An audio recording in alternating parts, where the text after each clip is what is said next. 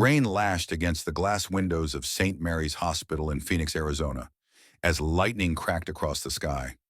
The clock struck 2 a.m., and the emergency room hummed with its usual chaos. Amelia Carter, a seasoned nurse known for her calm demeanor, sat at her station, sipping coffee and scanning patient reports. She was exhausted but focused, until a sound shattered her routine. The automatic doors swished open. Amelia glanced up, expecting to see a late-night patient or an ambulance crew. Instead, her mug slipped from her hand, shattering on the floor. Standing in the doorway, illuminated by a flash of lightning, was a lion. A massive, golden-maned lion, its fur drenched from the rain, stood still as the storm raged behind it. But what caught her breath wasn't just the impossibility of the scene. It was the bundle cradled carefully in the lion's jaws. Time seemed to freeze. The bustling hospital fell silent as staff and patients turned toward the extraordinary sight.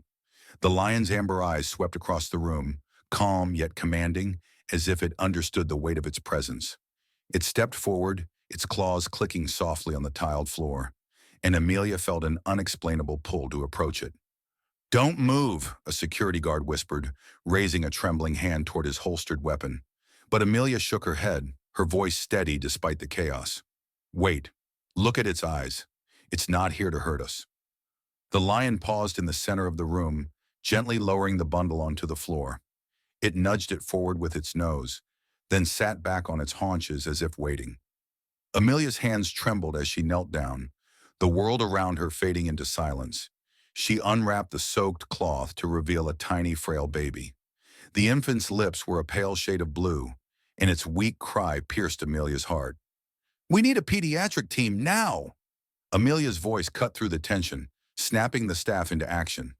Doctors and nurses rushed forward with an incubator, whisking the baby away to the neonatal unit. But Amelia's eyes remained on the lion, who sat unmoving, its gaze locked on her as if ensuring the child was in safe hands. "What is happening here?" Dr. Marcus Green, the hospital's chief physician, arrived, his expression a mix of disbelief and concern. Amelia quickly explained the surreal event, her voice wavering with emotion. "The lion brought the baby. It just walked in and left it here. It knew." Dr. Green's eyes shifted to the lion. "And the lion? It hasn't moved. It's just watching." Before anyone could act, the lion stood, turned toward the door and walked away, its silhouette disappearing into the rain. The room erupted into whispers and speculation, but Amelia's thoughts were consumed by one question. Who was the baby, and why had a lion brought it here? Later that night, as Amelia checked on the baby, a nurse approached her, holding a small object. "I found this in the baby's blanket," she said, handing over a tarnished gold locket. Amelia opened it with trembling hands. Inside was a faded photograph of a woman holding a newborn, her eyes full of love. On the back was an inscription, "For Anna. Protect him no matter the cost." Amelia's mind raced. Who was Anna? Was she the baby's mother? And how was the lion connected to her?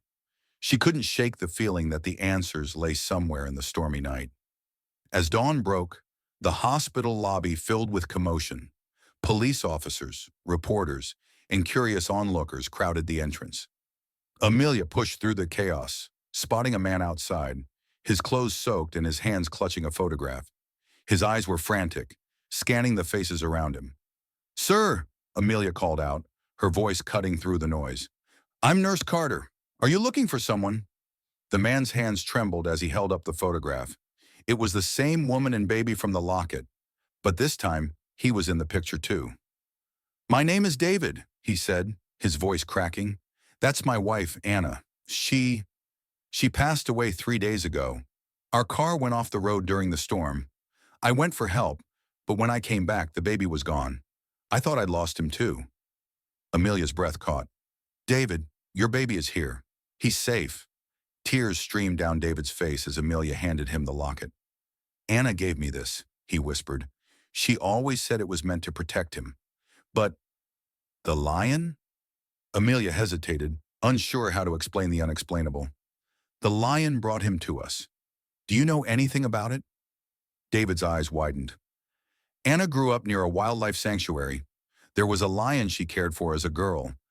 She called him Solomon. She always said he was special, almost like he could understand her. Before she died, she told me that if anything ever happened, Solomon would protect our son. I thought she was delirious, but now, his voice trailed off as he broke down, clutching the locket to his chest. Back in the neonatal unit, David stood by the incubator, his fingers gently brushing his son's tiny hand. The baby stirred, letting out a soft cry that brought a smile through David's tears. Amelia watched from a distance, her heart full of both relief and wonder. But her thoughts lingered on Solomon. Where had the lion gone, and how had it known to bring the baby here?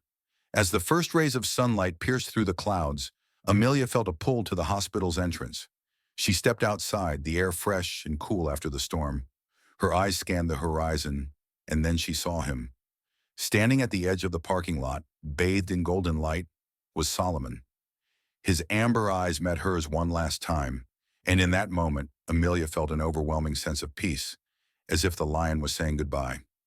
With a low rumble, Solomon turned and disappeared into the trees, leaving behind a sense of wonder that would stay with her forever.